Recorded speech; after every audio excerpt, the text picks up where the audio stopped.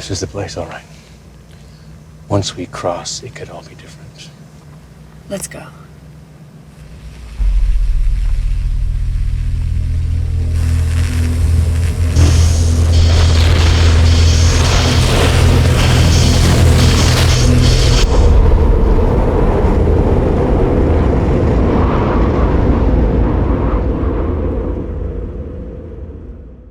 Hey everybody, this is Cameron and welcome to another edition of It Could All Be Different. This is the podcast YouTube series in which myself and camcorder Cameron revisit Twin Peaks 2017. Today we are talking about part 6 titled Don't Die. How's it going? Great. The episode begins with Dougie still outside his work, standing by the statue, when the security guard again comes by and says, "Hey, I thought I told you to move it along." And Cooper/Dougie begins to notice the man's badge and seems to be infatuated with it. He was like, "Hey, I thought I told you earlier to go home." And Dougie's like, "Home," which always makes me crack up. But the police officer is being very patient with Dougie. He's like, "Where's home?" And Dougie once again, recites the address he had learned secondhand. Lancelot Court, Red Door. That's all he knows of his address. And so the officer takes him home. The weird thing about Dougie is the way people respond to him. It's kind of like wishy-washy.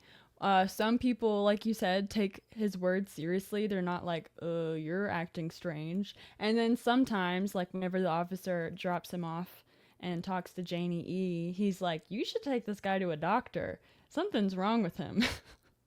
So it's just this bizarre line of people don't think it's weird, but also people recognize that it's weird.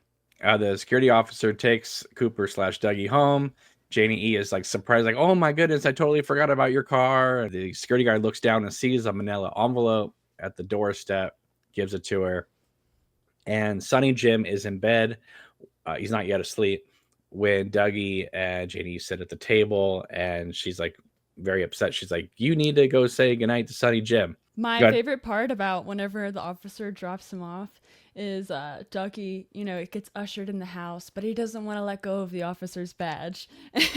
And the officer kind of just like blushes and is like, "Oh, he's got this thing with my badge." And Janie's like, "Yeah," like she gets it. And I love how Janie she has like a signature sandwich that I would like to try. Her sandwich is kind of like her mom thing. She's like, "Something's up. Let me make you a sandwich so we can feel better about this." I don't think Janie E works. So when she's always complaining about, "Dougie, you didn't do this, you didn't do that." I mean, Sonny Jim, he goes to school. So what does she do? I don't know. That is a good question. I guess she doesn't work. I always imagine she drives to work after she drops Sonny Jim off, but then how would she be able to meet up with the guys in the park in the middle of the day? Or wanting to take Dougie to the doctor at lunchtime. 12:30, that is odd. And she agrees with the officer, like you said. She wants to take him to the doctor. She's like, "Yeah, I'm going to make you an appointment. We can take you to the doctor." And I'm like, "Girl, I would have done that a long time ago." Well, keep in mind, it's only been one day. Right, I would have done it the first day. Well, he arrived at like late at night from the casino. Yes. So, It does. maybe the passing of time feels slower, for sure, than it actually is in the show. Well, it's like a lot of people don't realize that the original series, like almost every episode is just one day. Yeah, and whenever she tells him to go say goodnight to Sonny Jim, he understands in like his confused roundabout way. He starts wandering off. He doesn't realize it's upstairs. It takes him a minute to get up there. And then eventually she's like, "Upstairs, Dougie." He goes upstairs. He goes in his room, and you just like watch Sonny Jim as he hears his dad like tinkering in his room a little bit. And it isn't until Dougie passes by Sonny Jim's room and sees Sonny Jim that he's like, "Oh yeah." And he goes in to say goodnight. I watched how Dougie went up the stairs. He takes one step, and then he brings the next foot up to that same step. And then after that, he does 1 foot on one step and then another foot on the next step. As opposed to, I thought he was just going to do 1, 1, 1, 1 all the way up. One of the things that is so peculiar is that Sonny Jim is still wordlessly waving him over. He's not like, Dad, come on into the room. Cooper/Dougie sits down, and this is when Sonny Jim says his first words in this series. I already brushed my teeth, which is what the doppelganger, paraphrased, said at the end of season 2. I need to brush my teeth. That is so interesting. And I didn't think of it like that because Dougie offers him chips and the boy responds, I've already brushed my teeth. But it does feel like a little hidden gem meant for you to think back to season 2 when you put it that way. I heard that Sonny Jim's room is based upon David Lynch's childhood room. Oh, it is totally. I could see that because his wallpaper is like lined with cowboys and Indians. He has a cowboy lamp. He likes to sleep with a lamp on all night. It's cute. I thought he was talking about a nightlight, and then like a huge lamp comes on. Yeah, very bright light. I'm like, dang boy. Maybe he's scared of the dark. But I do love the moment whenever he and Dougie are playing. It's a clap on and clap off light, which fascinates Dougie. And they both kind of go back and forth, clapping and playing like two children play together. Yes. However, on this watch, there was something that kind of popped out to me, and that is, yes, it develops into what you just said, a game between Cooper/Dougie and Sonny Jim. However, I think when Dougie first goes like that and the light comes back on, if you look at Cooper's face and you watch it with the subtitles on, it says electricity buzzing. And I'm thinking that maybe Cooper is sensing electricity, like Black Lodge stuff, and that is why he turns it off. He is aware that they are perhaps not safe at this moment. Ooh. There is a lot of electricity cackling. Buzzing. Yeah. And buzzing in this. It happens a lot this episode. And at least 2 times we hear it before the image fades out, which I think is not a coincidence. All right, so then Janie E yells for him to come back down because inside this manila envelope are pictures of Cooper/Dougie with Jade. Whereupon he says the iconic line, Jade gives 2 rides, and she responds, I bet she does. She did. Her delivery of that line is so good. She's like stewing, but she's not going to raise her voice because her son's asleep upstairs. But whenever she calls for Dougie to get down here, it is like a mom reprimanding a child. She's like, you're in the doghouse, mister. I love her when she loses her temper. I just find it so endearing. You're thinking that these pictures are maybe from the people who were staking out the Rancho Rosa house that Dougie and Jade were in. But it's not true. Those people are a product of Mr. C. These other guys who are sending the manila envelope are just like betting people. So Dougie is in a world of trouble in every direction. Absolutely. Every possible direction there could be somebody out for him, there is. And they call the house, and she makes an appointment to meet them, like I said, at 12:30. And they do park. drop that bomb, that $50,000, you owe us $50,000 bomb. Right, but we also know that Cooper/Dougie just came home from the casino with a lot of money. Whole lot of money. And but you'll it notice sounds like they have other debts they need to pay off too. So I imagine it still is like painful amount. You'll notice this park is located at Guinevere and Merlin. So again, with the King Arthur references. Right. Ah. Now Janie E might be upset at Cooper/Dougie, but within minutes she's kissing his forehead. Oh, and she's a very devoted wife. Like, she is the definition of wifey. And I love when she takes charge on the phone. They want to meet Dougie to get the money. She's like, no. My husband has to work. I'll meet you in the park. I'll be the one with the red purse. So again, we're bringing in the color red. I think her in this performance of Janie E is right up there with her performance in Mulholland Drive. It's a different character, obviously. Yeah. But she is 100% committed to this role as she was in Mulholland Drive. You don't feel like she's taking on this part and it's like, well, I'll play this small little part because, you know, David Lynch gave me my big break and I'll do this little thing for him. It's a real character, and she obviously spent time building this character from the ground up. It doesn't feel like she just phoned this in. I don't think she ever does. I don't think she ever has in her whole career. She's brilliant and everything, but I do see what you're saying, because I do think Naomi Watts, as directed by David Lynch, is like transcendental, if you will. He takes her to that other place where he kind of like pushes her, and they just have that creative chemistry. I feel like she wants to impress him and she wants to keep outdoing herself, because the feedback she gets from him is great. And don't forget, folks, one of the movies that she broke out in was Children of the Corn 4. So My gosh, I've never seen that. she's the star. Oh, like you said, she kisses his head and good night, but she also yells at him, and she's like, "You better get all your work done before bed, mister."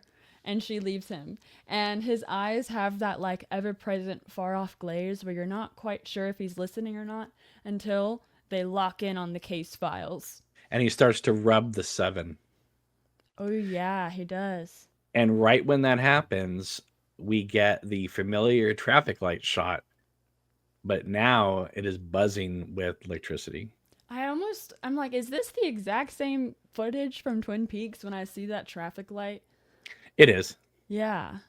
I like that about it. I like, because it brings in that nostalgia without, like we've talked about, nostalgia baiting. But here we are in the suburbs of Las Vegas, and we do a hard cut to a traffic light in Twin Peaks, Washington.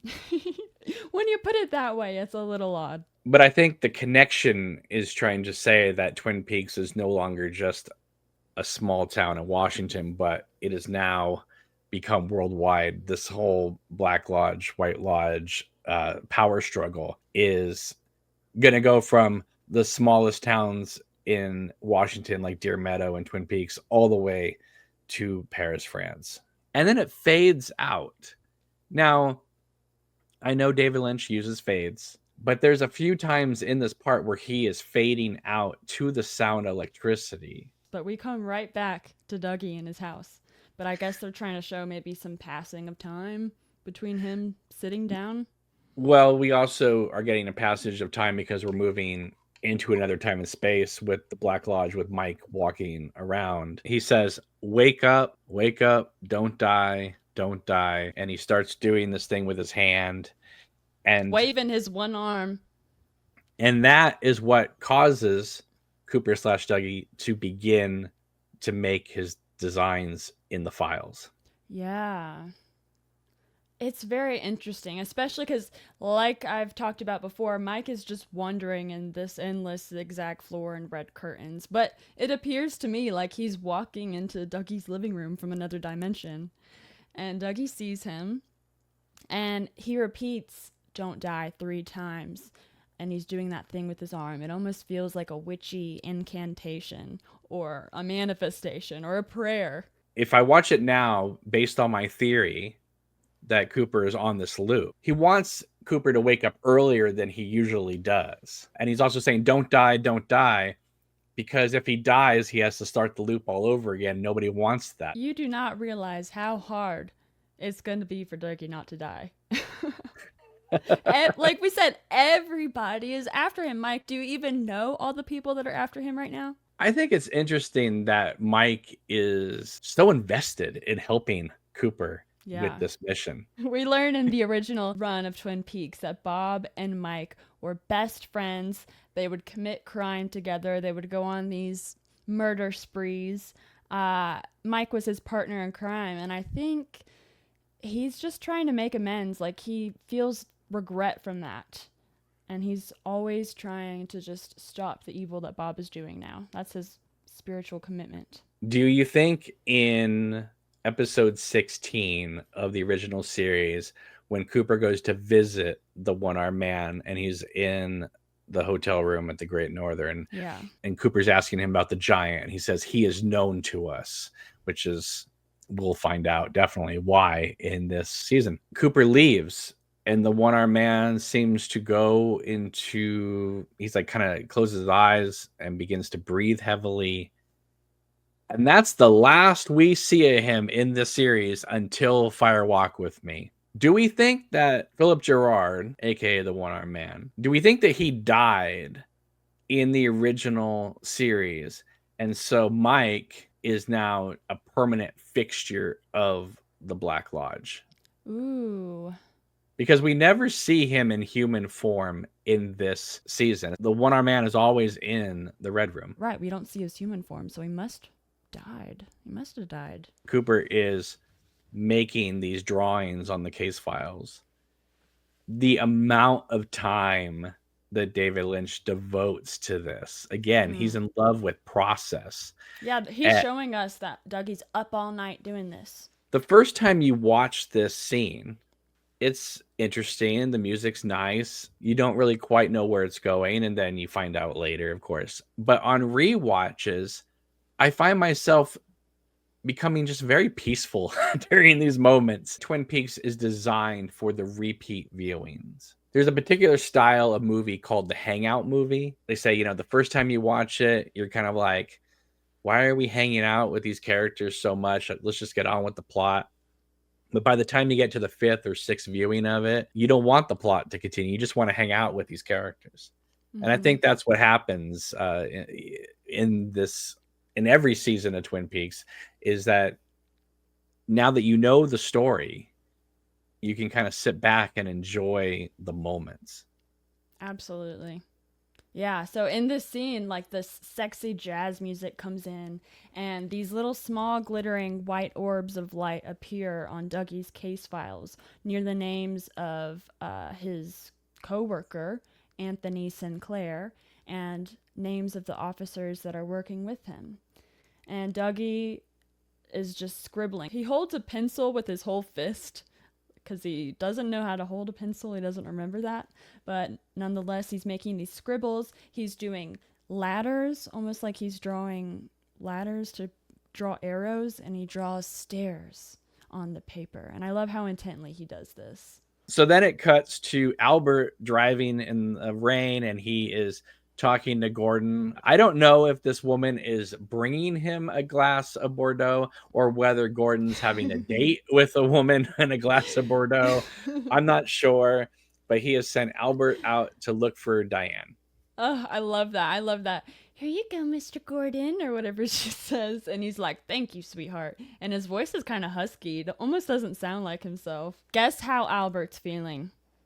Grumpy, like always. So he goes into the bar, and we get the hero reveal shot of Laura Dern turning around and saying, hello, Albert. Yeah, it's so dramatic the way she turns around, and she's got this super sleek white bob.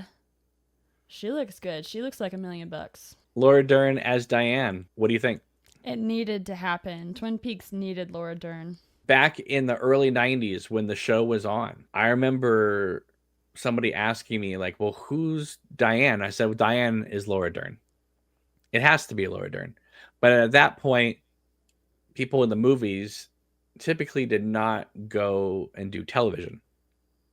So while it was kind of an in-joke that Diane wasn't there, I kind of took it as a placeholder for Laura Dern, that at some point she would show up in a cameo as Diane.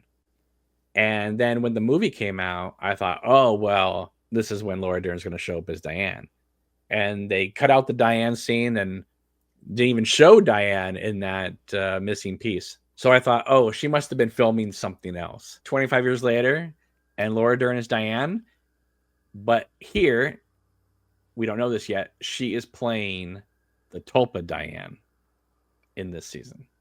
So this is not Diane Evans that Cooper was talking to in the original series. This is the Diane that was created after the doppelganger assaulted her. But I guess it's their way of keeping her elusive. Right, because when Laura Dern does show up as the real Diane at the end, she's not as angry 24 hours a day. Yeah.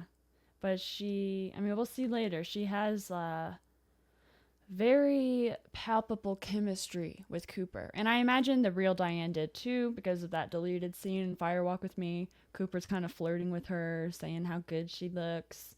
And I mean, I imagine all those voice memos he sends, some part of that comes from like wanting to fill her in because he likes her and not just for a job. But maybe that's just my romantic mind. But Yeah, I Laura think Dern and Kyle MacLachlan have such palpable chemistry. I mean, it goes all the way back to Blue Velvet, of course, and they dated in real life. They're not together, didn't end up marrying each other, but I just think that you have a certain connection with someone that doesn't go away. It translates on screen really well with these two. and even though Blue Velvet is not a prequel to Twin Peaks, it is a thematic prequel to Twin Peaks because so much of Lumberton gets carried over into what Twin Peaks becomes. And when you watch Blue Velvet, especially after you see the first season of Twin Peaks, for instance, you look at Jeffrey and Sandy hanging out in the local diner, having milkshakes, talking about, hey, what if we snuck into this woman's apartment? To me, that is Cooper and Diane on their lunch hour, talking Yeah. about solving cases. And so I always just thought that is Cooper and Diane. And then it turns out it is. Yeah, and where she drinks is a very bustling bar. It's got to be like the hit spot in town. I kept thinking I'd see like Tom Cruise cocktail or something. Doing the hippie shake or something. All right, so then we cut to an exterior and it's raining. We go into what looks like an airport hangar, and Red is in there, the Balthazar Getty character that we saw at the end of part 2 that was flirting with Shelley from across the bar. We see him and presumably a bodyguard there with a machine gun. Yeah, a And- huge machine gun. And he is talking to Richard Horn, who we last saw assaulting a woman inside the Roadhouse. And looks like Red is trying to size him up to see if Richard Horn is going to be a good drug dealer for them in the town of Twin Peaks. Yeah. And you mentioned it's like rainy. They have a really great interlude between scenes where you see like this beautiful misty logging footage of logs getting processed, and there's these foggy mountains in the background. It really sets the mood to take us back to Twin Peaks, because we're in Twin Peaks now. And Richard gets to try out some sparkle, which he of course instantly loves. And Red tells him about his scheme to like bring this drug in from Canada. Again, Canada being the drug culprit in this show. This entire scene was supposed to be filmed outside. However, it began raining, as it does in the Pacific Northwest. So they moved it inside, and they filmed it in the town of Everett, Washington, which is where Laura's house is and Donna's house is. So this is a very bizarre scene. Absolutely. And let me describe the character of Red a little bit for you guys.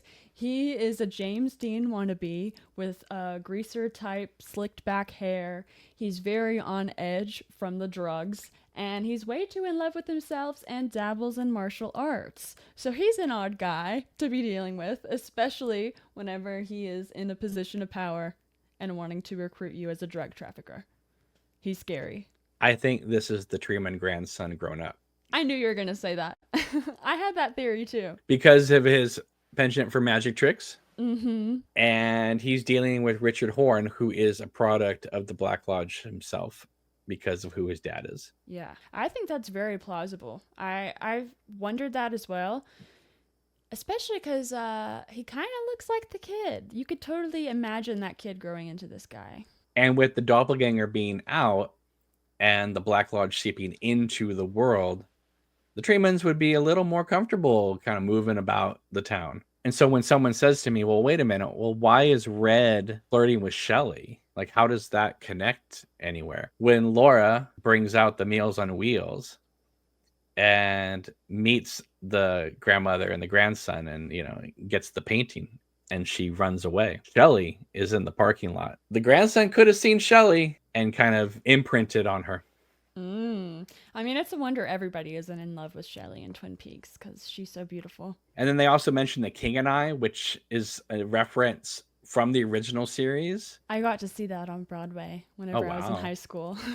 That's cool. Yeah, it was awesome. Red, he threatens to saw Richard's head open and eat his brains out if he dare double crosses him. Which is something maybe a Black Lodge entity would say to another. I like the visuals. I do. He brings out a dime And honestly, this kind of makes you think of Two-Faced and Batman a little bit. But he brings out a dime that he flips in the air, and it magically appears to land in Richard's mouth, almost like between his two teeth. And Richard takes it out of his mouth all confused. But then it actually falls right back into Richard's hand, and it was all an illusion. The coin was never in his mouth to begin with. He declares that he's heads. But he doesn't flip it again. So it's kind of a... No, but he's basically saying no matter what, he's Right. the winner. Don't challenge him on anything. This entire scene seems to be taken from the point of view of Red. Like, he's the one in control of the situation. The camera seems to be sitting more with his character than Richard's character. Mm-hmm. So I feel like we're seeing the real thing, what Red is doing to him. Oh, yeah. And not to mention the bodyguard in the background, who is this giant man with the biggest machine gun ever. It's like, how did you guys get your hands on that? It's crazy. He's meant to be a very intimidating guy, but if you watch him during the scene, he just has like the nicest smile on his face the whole time. Like, everything is amusing to him, but it doesn't seem like in a snarky kind of way. It then cuts to Richard Horn, like, sniveling and not necessarily crying, but he's angry as he's driving on the road. And then we go from that to Carl, played by Harry Dean Stanton, who owns the Fat Trout Trailer Park, and he is being driven into the town of Twin Peaks. He gets hit up by a guy named Mickey, if he could get a ride with him, and off they go. So Mickey and Carl are sitting together, and Carl starts smoking, and Mickey's like, I just recently quit. And you can tell the smell is like bringing back the cravings for him. And Carl says, I've been smoking 75 years every fucking day.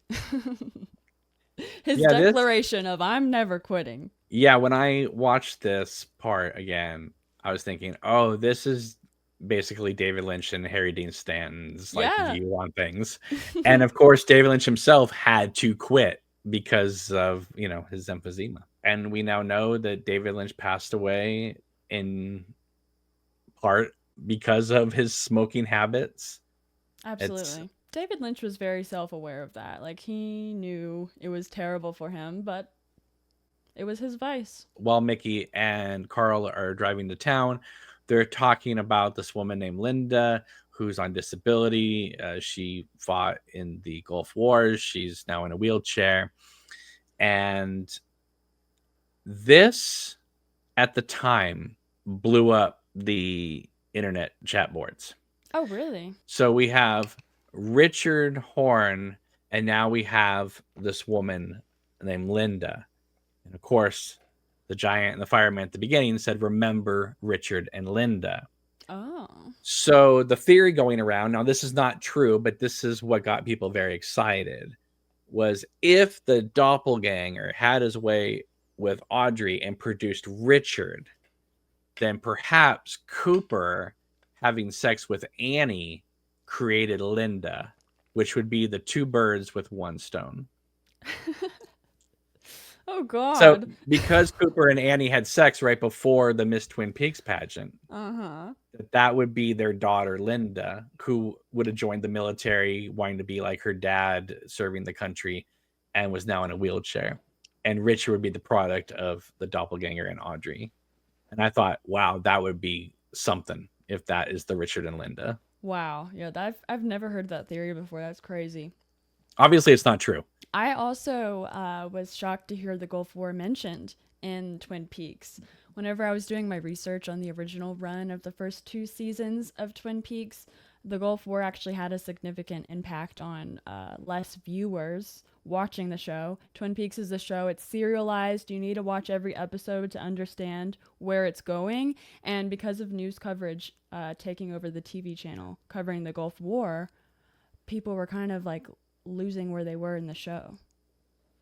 Right, because there was no way of watching it on iTunes or TiVoing it or anything like that. It's like if you miss an episode, you were done. And in fact, I know people who missed 2 episodes in a row and then just quit the show. A lot of people did. Yeah. So then we go to outside of the Double R Diner. This shot strikes me is a little off, and they want to get the mountain in the shot, but that also means that right underneath the sign of the Double R Diner, it's cut off, so you barely get any of the diner because they want to get the top of the mountain. Whereas before they would shoot the diner with a little bit of the mountain. It gives you the feeling like the world is off a bit. Yeah, because that one shot, we saw it so many times in the original 2 seasons of the outside of the Double R Diner with the sign. You see it in Fire Walk with Me at that same angle. It is bizarre to have it, like you mentioned, raised up to where the sign is cut off. So we go in and we meet a woman named Miriam who's talking with Heidi, who still has the giggles. It's the most annoying giggle. And that's the joke, is that it's very annoying and she does it nonstop, almost like a tick. Yeah, and they're talking to a local teacher named Miriam. Right. And she leaves the women a tip that Shelley says is way too expensive for a teacher's salary. And they decide that they want to treat her to a free pie the next time she comes in. How big do you think that tip was? I don't know. It didn't look like much, but could have been a $20 tip. I don't know. See, this is what happens is that Amanda Seyfried's character, Becky, waits for Miriam to finish her pies and leaves, and then goes up and hits her mom up for money. Oh, yeah. Yeah, I know she left you a good tip, Mom. If she was smart, that's what she'd be doing. Yeah. They are so sweet, though. Like, for how annoying Heidi is, she's got a pure heart. All right, so then we go back to Richard, and he's driving the car, and he's still upset, and he's like, kid, I'll show you. Yeah. And I'm thinking to myself going, he keeps saying kid, and what is about to happen is insane. It's crazy on a rewatch hearing that, kid, I'll show you, kid, because Red kept referring to him as kid, and so that's what he's talking about. But when you rewatch it, you're like, ooh, you're like speaking this into existence, Richard. And not to mention, he took some sparkle. Right. So he's like driving, he's speeding, and he's kind of tweaking out. He's doing little like head jerks. Feeling it. This actor, Eamon Holmes, scares me. Yeah. I mean, like, when Kyle is Mr. C, like, it's creepy, but I still know it's Kyle MacLachlan. But because I don't know this actor, Eamon Holmes, very well, except for this part, I know he was in Jennifer Lynch's film Chained as well, but this is a huge part in a big series, and he's not that recognizable. So when I see him, you know, it's not like Dennis Hopper playing Frank Booth. Like, as scary as that is, it's still Dennis Hopper. I know Dennis Hopper. I don't know Eamon Holmes. So when I'm watching this, all I see is Richard Horn. I don't know if I could watch like a romantic comedy with this guy in it. Like, I like, to me, he is Richard Horn to the point where I wanted his character to die more than any other character in this entire series, because he's so loathsome, and he just has, his performance is so good that but all I do is hate him. Sinister is a word that comes to mind for me when I think of him. But don't you just, as a human being, get like the ick factor whenever he's on the screen? Like, I feel like I'm watching legitimate evil, which is a testament to his performance, because he is playing a character born of evil. He is. He's scary. I haven't seen him in anything else. That's what I'm saying. Like, he's just Richard Horn. He really is. He's just like if he showed up at a Twin Peaks festival, I might have to leave the room. Maybe, I'm sure he's a sweetheart. I'm just saying, like, the way he's dressed, the way he just looks up with those eyes, and he looks like that jerk that is in every town that you just, you know, I would think every young woman would be running to the other side of the street whenever he would be walking down, you know. Not everybody. Not every woman. Some girls might like that. But then we cut from him speeding and tweaking to Carl, who is now sitting on a bench in a park, and he's smoking, and he's teary-eyed, and he's watching the trees rustle in the wind, just taking it all in. It's a very serene moment he's having with himself. So I heard from somebody who was there that day they shot that. And apparently while they were setting up the camera, Harry Dean Stanton was across the street toking it up with locals. So he's actually stoned in that scene. That's where that teary-eyed came from. Okay. I love Harry Dean Stanton. Then all of a sudden, this kid shows up with his mom playing what I guess is supposed to be this kind of like fun, sweet game. I don't understand it. Let me run 5 feet and then run up and catch. I don't know. It's kind of a bizarre. It's like it's tag, I guess, but Is it tag? I mean, it's he a stops. weird tag game. Yeah, he like really runs 5 feet. She gets him, and then he runs again. I don't get the game either, but Carl, he loves it. He loves watching them play. And you can almost just like hear him be like, "Oh, that's so sweet. I remember when I was a boy." I think an aspect of this is alluded to in the series. However, Mark Frost confirmed it. Carl is an original Bookhouse boy. Ooh. So the kid and his mom go to the crosswalk. Twin Peaks aficionados will know this location as when the one-armed man was screaming at Leland and Laura in Fire Walk with Me. I could So- recognize that street anywhere. The mom looks over and there's a driver there. It's like, go ahead, you can go. They're at a stop sign. And she sends her kid out first.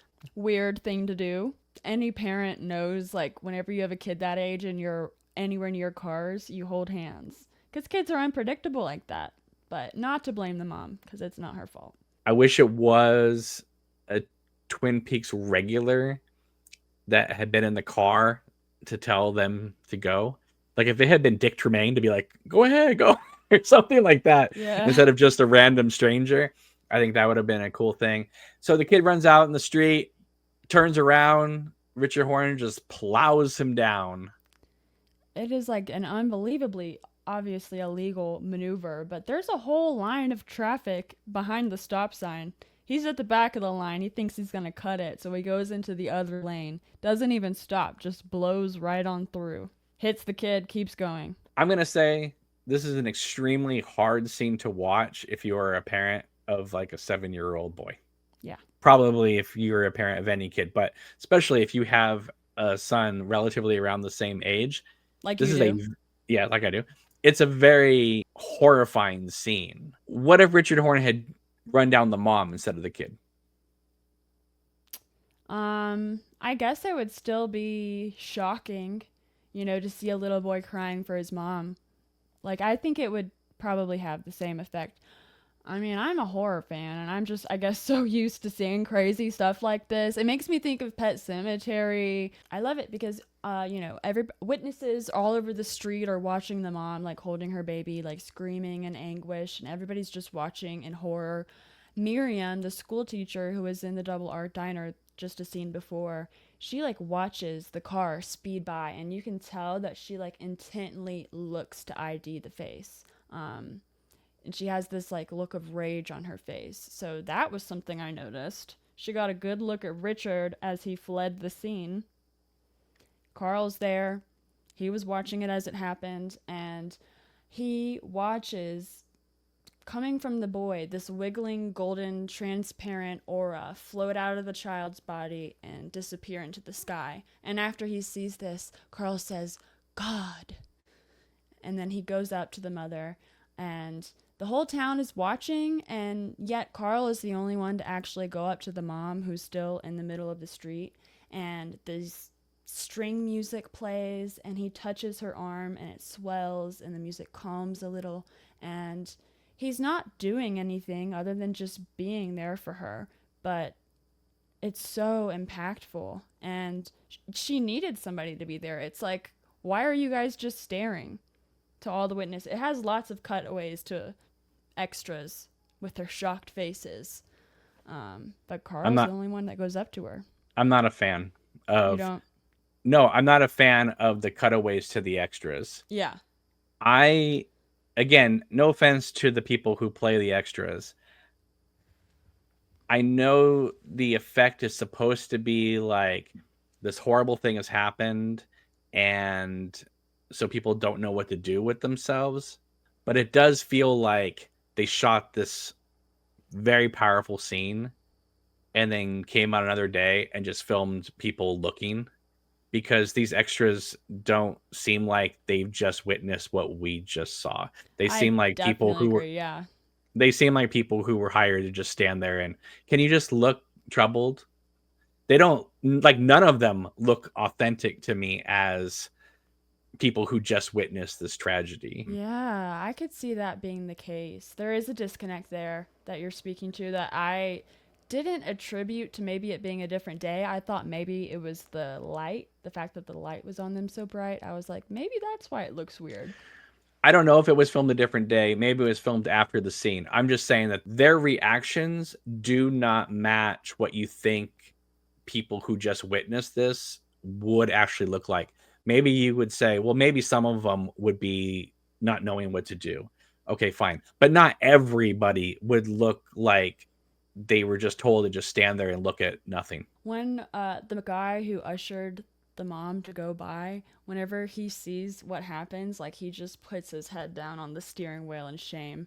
And I know you said you wish it was a different actor, but I think that actor did a good job in that moment. Oh, I'm not complaining about the actor. I'm just saying that would be an ideal part to put a recognizable face. That guy's going to go and throw himself off the falls, I think, because how would you be able to live with yourself with that?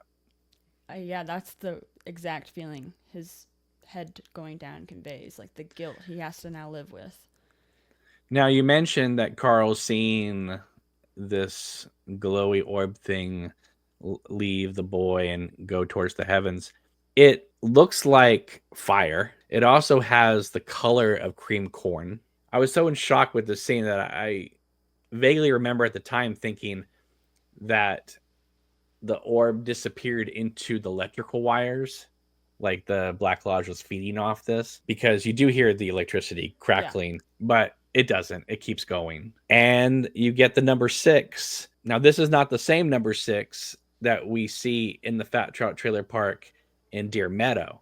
Now, I have no evidence of this, but my theory is when Mark Frost and David Lynch decided to create this new season of Twin Peaks, David Lynch said, great, we can get Harry Dean Stanton to come back as Carl Rod.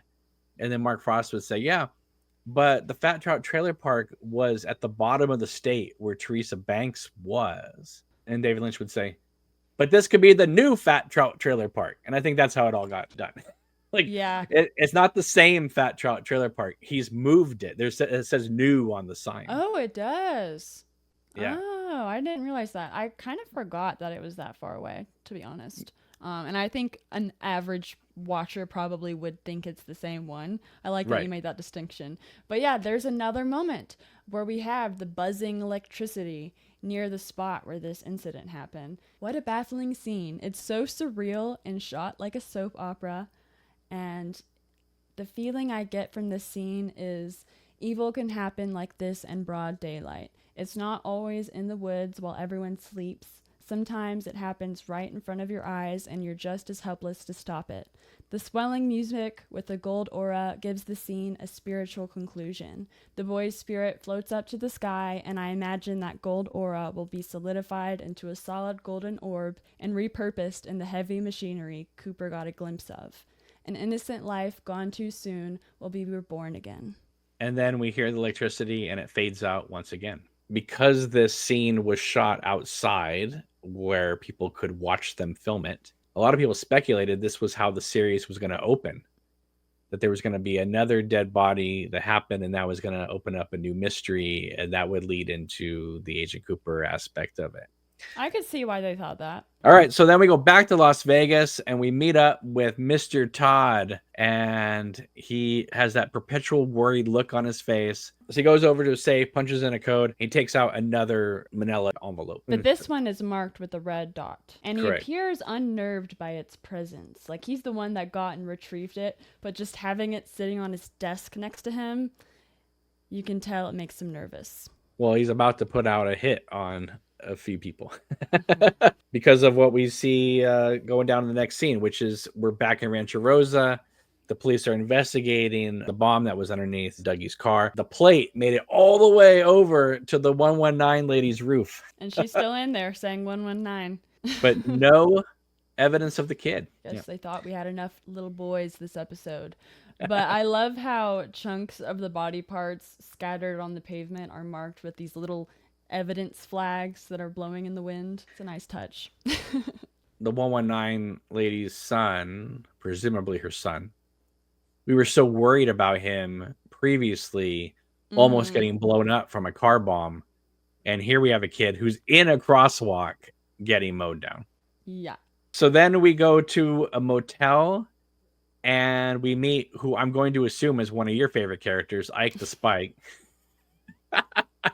And he gets this envelope that was retrieved by Duncan Todd. And he opens it up and he sees two pictures, one of Lorraine. And the moment he sees the picture, that music kicks in. It's so annoying, but after I saw that episode, I was singing that like all night. And then he also pulls out the picture of the original Tulpa, Dougie. Yeah, with those long sideburns. And he is getting himself amped that he is going to go and assassinate these two. Yep, his name is like the Spike, and he has his spike, and he stabs their pictures. Bam, bam. And for those who don't remember, Lorraine, she is the woman from the last episode who was responsible for checking if Dougie's car had exploded, and she's the one that sent the number 2 text message to Buenos Aires. I have heard that because Lorraine sent that message to Buenos Aires, that she inadvertently caused her own assassination. Yeah, she did something wrong. I don't quite know what she did wrong. Well, she was tasked with the job of killing the Tulpa and failed. Well, why does that fall on her shoulders, though? She's not the ones out there with the guns. No, but an order was given apparently to her. Yeah. And she failed so much so that a car that exploded is all over this Rancho Rosa neighborhood. That's what it was. It was probably with the cops getting involved. They're like, "You're gone, lady." Right, because you hear her on the phone in this part saying 3 people. Mm-hmm. So I think because those car thieves got killed, that came back on her. And we talked about that hip-hop beat music that plays while he's getting himself amped up. I love how as soon as he stabs the picture, the music cuts off. Right. It has a nice dramatic effect. And then it zeroes in on Dougie's picture. And it cuts to the elevator opening up with Dougie with the biggest smile on his face. He loves the elevator. Like the cowboy light in Sonny Jim's room, Cooper/Dougie is noticing the electrical hum coming from the elevator before Phil says, "Come on, Dougie, let's go." Yeah. So Cooper is feeling the electricity around him. So while he's, trying to make his way through this huge ordeal to get to Laura, he obviously is a product now of the Black Lodge. So he can sense the crackling of electricity, that he can sense its like power. Seeped into his chemistry. I like that you said it's a sense, because I always thought it was a sense. It's not like he has this superhuman hearing, because nobody really hears unless it's like old and broken. You don't hear electricity ever whenever you have a light on near you, but he can always hear it. But I don't think it's necessarily a hearing thing. I think it's a sense, and that's the show's way of showing us that he's feeling it. But he is not fearful of it. It's like he's not like, "Oh my goodness, what's going on?" He's curious. Right. But it also is a way of maybe the one-armed man saying, "I'm here with you. Go forward." Cooper then meets up with Bushnell Mullins, who of course wants to see what he's come up with in terms of the case files. Anthony Sinclair, who is played by Tom Sizemore, is in his own office, very worried. So what is being discussed here?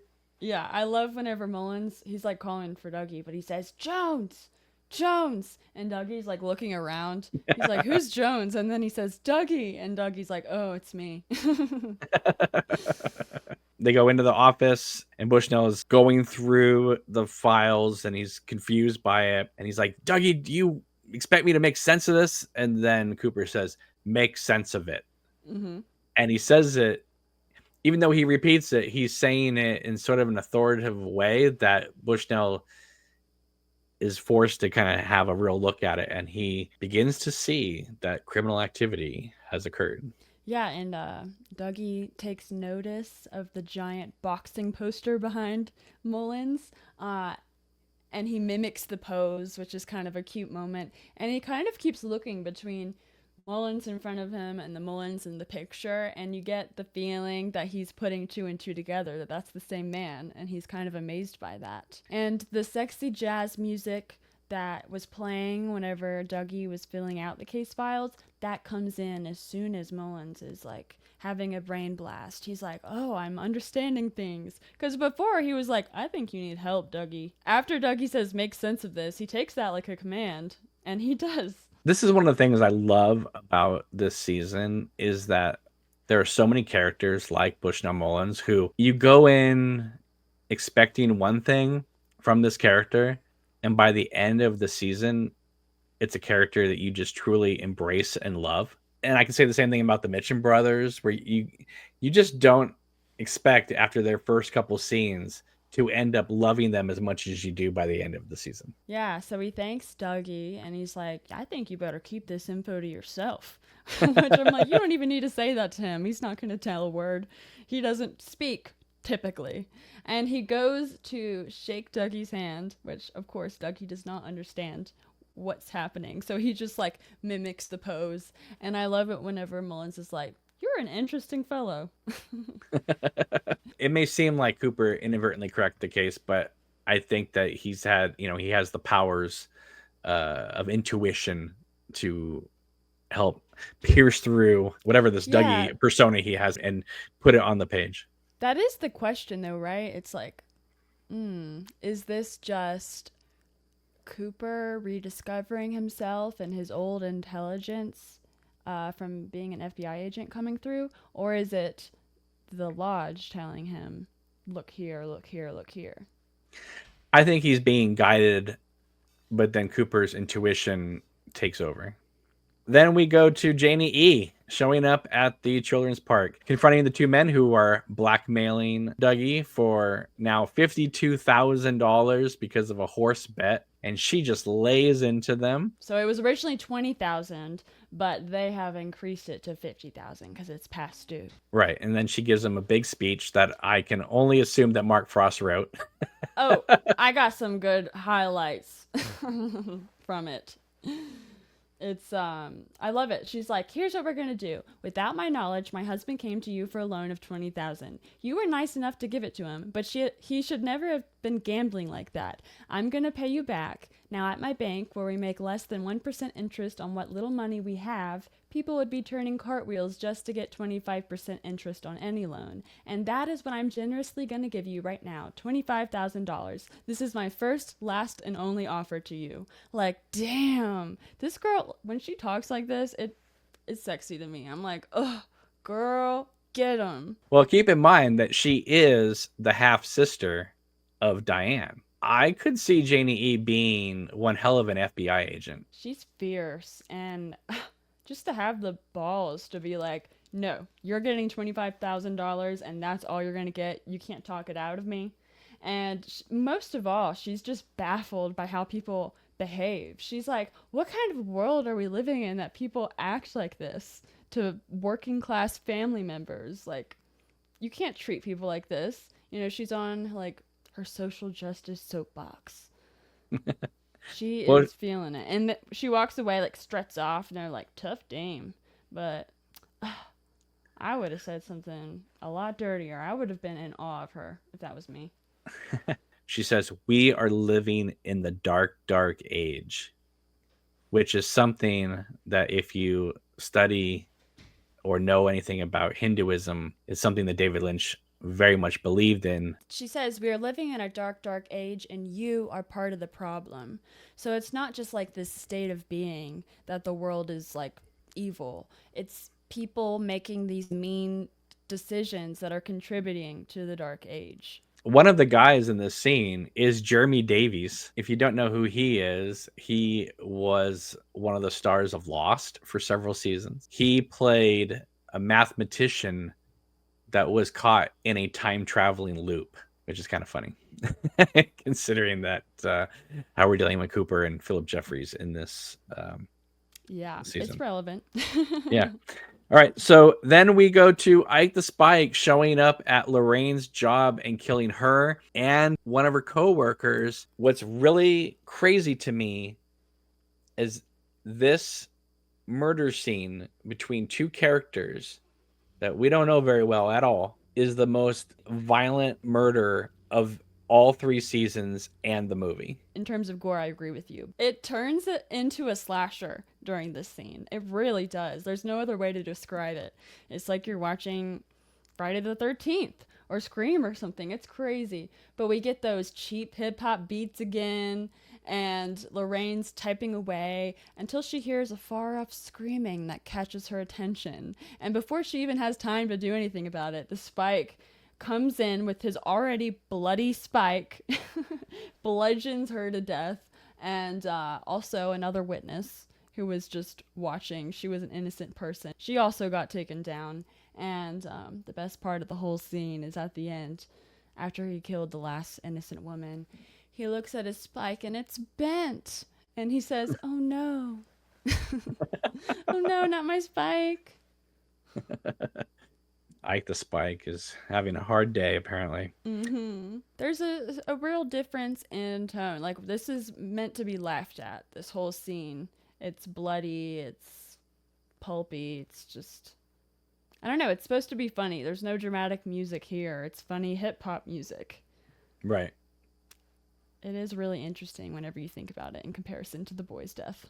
All right, the next thing that happens is Richard Horn is driving still, and he hears the electricity in the telephone wires, pulls over, and begins to wipe the boy's blood off the front of his car. And that's pretty much this scene. In the middle of the woods where nobody can see. You would think there would be an all points bulletin going after this guy. Especially because, like, by the end of that scene, where the boy dies, you hear sirens. So the police were already on it. You hear the background voices. Yeah. I don't know. I might be talking to a dog or something. All right. So then we go to a scene that from part 1 on has been building up, which is Hawk is in the bathroom and this Native American coin rolls into a stall, and Hawk goes in there and notices the door is also a Native American insignia. And so he gets the idea to pull the door apart, and he comes across what ends up being the diary entries that Laura Palmer wrote about Annie Blackburn. You also get Deputy Chad showing up, continuing to be a complete dickhead to everybody. It pisses me off too, because like Hawk's in there doing some serious work. He's breaking open the stall, and Chad is like, "I'm gonna go tell the sheriff. I bet you didn't ask for permission to do this," and he runs off to go tattletale. Come on, dude. Deputy Chad is meeting up with Richard Horn at the Roadhouse, dealing drugs or whatever, and he's gonna go run and whine to the sheriff. He's so annoying. Yeah, I think it's a quarter that Hawk draws, like one of those really old quarters that have Native Americans on them. And that moment where he looks from the quarter on the ground up to the stall, they're like right next to each other. It's like on the floor is the quarter, and then right at the bottom of the stall is the Native American logo. I guess it's like the bathroom stalls company logo. I don't know. Yeah. It's kind of odd. I don't remember this scene being this interesting when I first saw it. I remember watching and going, okay, he's in the bathroom and he's pulling apart the door. I don't know, for whatever reason, this scene kind of played like a little short film for me this time. It's I do have a theory as to who put the pages there and why. And it is not Leland Palmer. Ooh. Listen to the next episode to find out. So then we go to another part of the sheriff's department, and there's Chad there sitting next to Deputy Jesse, and we don't get Chad going, "Hey, sheriff, you'll never guess what Hawk's doing." He doesn't even bring it up, you know. But he's not working. You never really see Chad doing any work either. So it's like, what are you doing, dude? It's hard for me to quantify who I want to punch more, him or Richard Horn. Yeah. For me, it's him. I'd hate. I mean, Richard Horn is evil, but Chad is just an asshole. He deserves a punch. Once again, Doris comes in ablaze, shouting at Frank Truman. Yeah, Doris, if you guys don't remember, because there's a lot of names in the Yes. show, is Frank's wife. When Chad finds out that the Truman's son committed suicide, he tries to turn that into a punchline. There's like no compassion whatsoever in this character. Yeah, absolutely, because this is the second time he's seen Frank's wife come in and argue with Frank, but it's really a one-sided argument where he's just placating her and trying to comfort her while she's just yelling at him. And he says, I wouldn't put up with her, something along those lines. Fine. I mean, that could be passable. But once somebody tells you the reason why she's acting that way, I mean, everything else is unforgivable, what he says about. And the way he like mimics it with his hands, it's like, it's unbelievable. Dude. I mean, I don't know it looked like the call operator. I don't remember her name, but she's the one that told him about the death, and you can see she doesn't even think he's worth arguing with after that. She just moves on. I do wonder, why did they employ Chad to come work at this sheriff's department? And a little detail was that their son served in the military and had PTSD. And that's the reason why he died that way, was his mental health issues.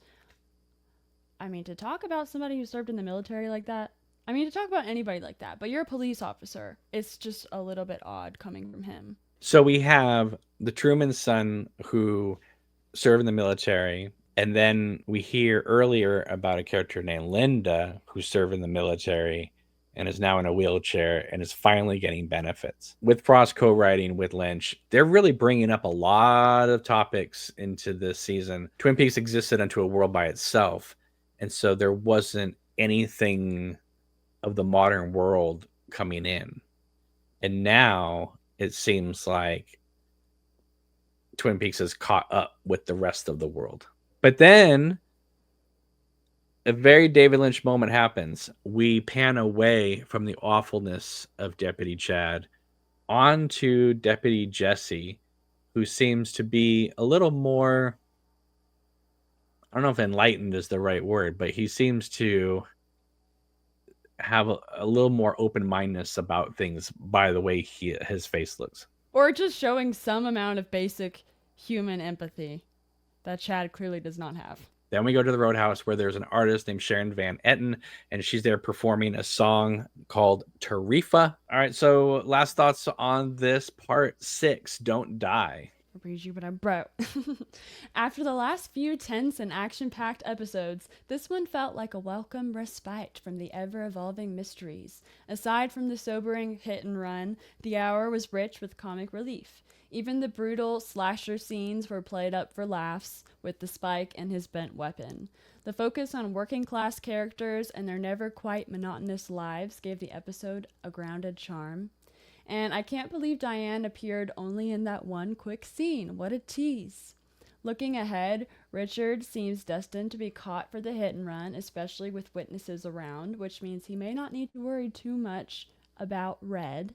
We also see Anthony Sinclair getting exposed by Dougie, but for first-time viewers, unless you paid close attention to Dougie's scribbles and caught Sinclair's name and recognized it, you may not have pieced that together yet. The question now is, will Sinclair try to take revenge on Dougie for outing him? Other questions to ponder: what will Diane have to say about Cooper, and will Dougie survive the Spike's attack? And can Albert ever have a nice day? Yeah. What do you think? This is kind of an oddball episode. This is one of those parts that I think plays better when you watch it in bulk than watching it week to week. You know, if you watch like 5-6 episodes in a row, it just allows it to just play through. I can agree with that. Yeah. If David Lynch went so far to create an absurd family photo of Andy, Lucy, and their son Wally, then why on earth do we not have wedding photos of Tulpa Dougie with Janie E at the wedding? That would have been gold. I want to see her wedding dress, and I want to see how he styled his sideburns for the day. Did he wear a bow tie? I need to know these things. All right. Well, thank you again for joining me in this discussion. And thank you to everybody who is watching these videos or downloading the podcast. We really appreciate you taking the time to hear our thoughts about a show that obviously we all love and care about. All right, guys, we will see you soon. Take it easy. Have a wonderful day. Make sure to give this video a big thumbs up, and we will see you soon. Take it easy. Take care. Bye-bye. Bye.